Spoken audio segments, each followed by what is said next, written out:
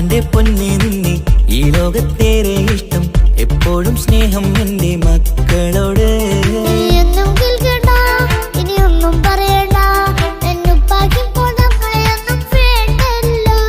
ഇനിയൊന്നും മിണ്ടാതെ ഇനിയൊന്നും പറയാതെ നിന്നുപ്പ നിന്നെ വിട്ടങ്ങോട്ടും പോകില്ല.